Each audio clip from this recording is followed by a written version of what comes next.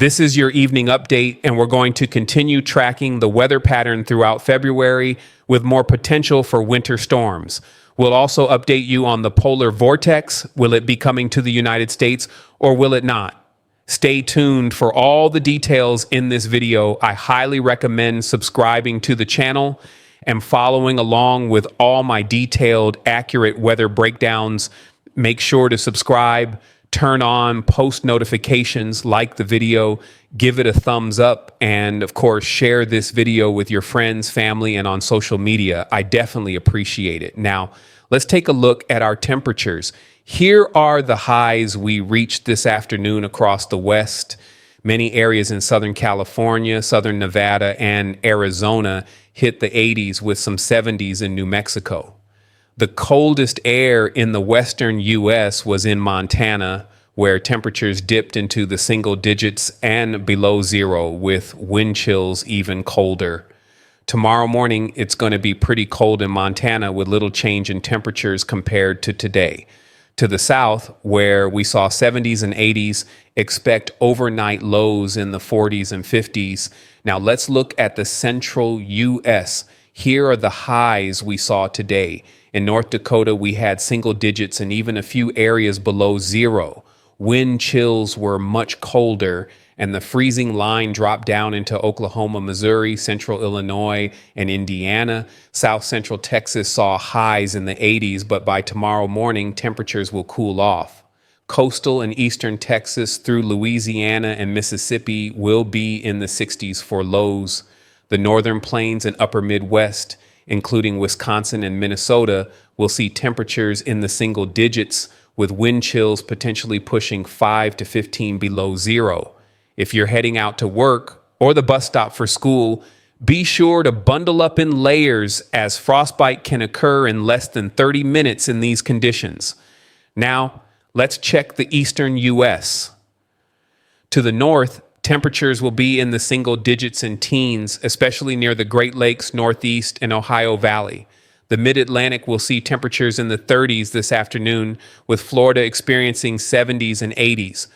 Tomorrow morning, temperatures will be much colder, especially from Maine to New Hampshire, Vermont, and upstate New York, where snow is on the ground. In these areas, temperatures will be below zero, with wind chills potentially as low as 20 below zero. Again, bundle up in layers, as frostbite can occur in less than 15 or 20 minutes in these conditions. Now let's take a look at the next 24 hours. We have the Pineapple Express, or as others call it, the atmospheric river. Whatever you want to call it, there's a lot of moisture out west. We're seeing heavy snow in the higher elevations and rain in the foothill regions, which will continue overnight. Some of this moisture will spread into Idaho, western Montana, western Wyoming, Nevada, and Utah by tomorrow morning. This will continue as we go into the rest of the week. Looking at the temperature trends for the week, notice that on Wednesday, February 5th, we'll see mild air to the south and the coldest air to the north, similar to today. By Thursday, a system will develop in the Midwest. Warm air will precede the system, pulling cold air on the backside. As we approach the weekend, we'll see another push of warm air before a stronger cold front moves in, bringing widespread cold to the plains, Midwest, Great Lakes, and Northeast, especially on Super Bowl Sunday. As for the West, the Pineapple Express, or atmospheric river, will continue bringing rain and snow through the evening and overnight, continuing into Wednesday. The moisture will migrate south, but it will start to dissipate as it moves further down. Central and Southern California's drought areas will see a reduction in precipitation, but by Thursday morning, a new storm will arrive, bringing more snow and rain to Northern and Central California, with additional snowfall expected in Oregon, Idaho, Montana, and Wyoming. This storm will continue into Friday, February 7th, before drier weather sets in for the weekend. In terms of rainfall, California's foothills can expect an additional 2 to 4 inches of rain, with some isolated spots receiving up to 6 inches. Be on the lookout for possible mudslides and flash flooding in these areas. Flooding concerns are on the rise as far as snowfall is concerned. We're expecting significant snow, especially in the Sierra Nevada, where we could see over 2 to 3 feet of snow. Further north, the Cascades, particularly in Oregon, might get around a foot of snow. Heavier snow will also fall in northern and central Idaho, western Montana, western Wyoming, Utah, Colorado, and Nevada. Snow will continue through the Super Bowl weekend. Now let's talk about the storm system downstream, which could bring a notable winter storm, not just snow, but an ice storm threat across the Ohio Valley with severe weather and heavy rain as well. This is the precipitable water anomaly, showing moisture levels compared to the norm for early February. In the Ohio Valley, we're looking at 300% of normal moisture, meaning a moisture-laden system is on the way. As we head into tomorrow morning, we could see some freezing drizzle as far south as northern Missouri, which will pick up across southern Iowa and western Illinois by Wednesday afternoon. A low pressure system with 993 millibars will form in western South Dakota, bringing freezing rain. This could impact areas east of Chicago, including freezing drizzle, freezing rain, and sleet, with the most significant ice storm threat shifting eastward toward Detroit, Toledo, Akron, and especially near Pittsburgh and Scranton. Cold air from a high pressure system over the northwest Atlantic could cause cold air damming, leading to freezing rain across Maryland, the West Virginia Panhandle, and northern Virginia. Further south, expect rainfall and severe weather, while heavier snow remains to the north.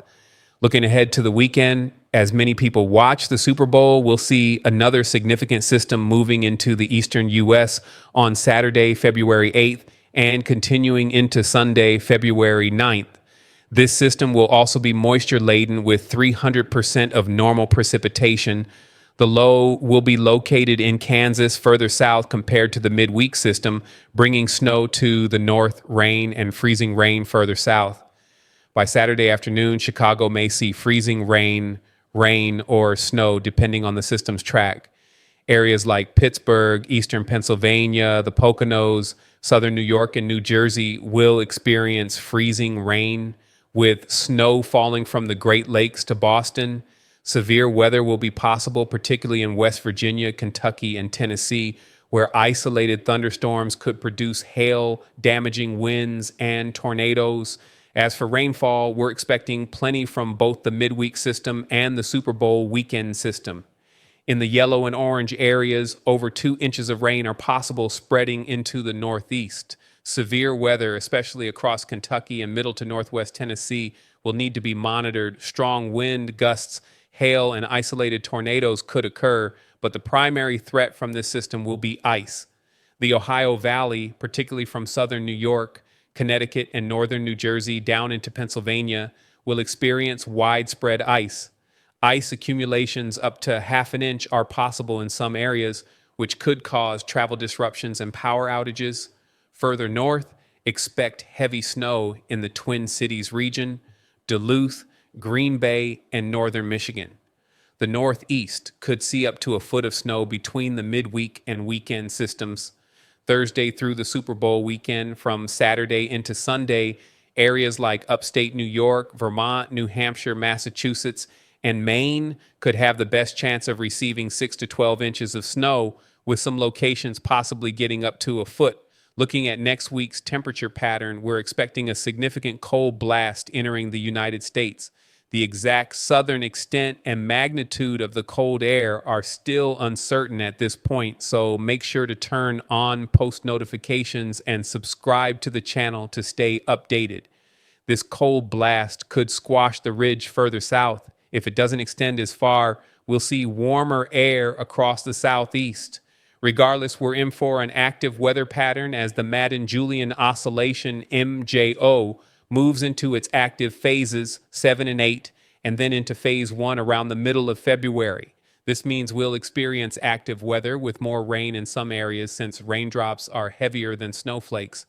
Areas in blue are likely to see rain, while lighter snow will occur in places where the quantitative precipitation forecast, QPF, shows lighter amounts. Looking at the ensemble approach, the GFS ensemble model for Monday, February 10th shows blue snow, pink sleet, freezing rain, and green rain. Notice that a lot of the snow, blue, will remain further north, impacting the Midwest, Ohio Valley, Great Lakes, Northeast, and some parts of the Mid-Atlantic. Wintry weather, including snow, sleet, and freezing rain, will affect these regions, while rainfall and severe weather are expected further south, especially across Dixie Alley. Let's talk about the stratospheric polar vortex, which has been a hot topic lately. There are differences between weather models, which could influence the magnitude of the cold air. According to the European model, by Monday, February 10th, the polar vortex will stretch and then split into two low-pressure areas, one near Scandinavia and the other near Alaska and the Ian Islands. This sudden stratospheric warming event could push colder air further south into Canada and parts of the central and eastern U.S. The GFS model shows a similar stretching pattern but takes longer to split, and by mid-February, it doesn't fully split. Additionally, the cold air doesn't extend as far south, and the model predicts milder conditions. It's possible that the GFS model is underestimating the cold and that we may escape the harshest conditions. Cold air could remain in the north, near the Great Lakes in Canada, with milder conditions further south. However, into the third week of February, Saturday, February 15th through Saturday, February 22nd, colder air could make its way south. The exact extent and spread of this cold air remain uncertain, so keep an eye on the channel for updates. We could experience both extremes, cold air from the north and milder air from the south. This would create a volatile weather pattern, promoting winter storms with active storm tracks and tight temperature gradients. Snowfall will likely be concentrated in the cold air further north, with ice storm threats and heavy rain or severe weather further south. As always, make sure to subscribe to the channel, turn on post notifications, like the video, and share it with friends, family, and on social media. I am dedicated to keeping you updated on all these winter storms, the polar vortex, and much more. My spring forecast will be out later this month or early March, and my severe weather forecast will be coming soon. Thank you for watching. Don't forget to like this video, hit the subscribe button, and stay tuned for my next update. I'll keep you protected before and after the storm.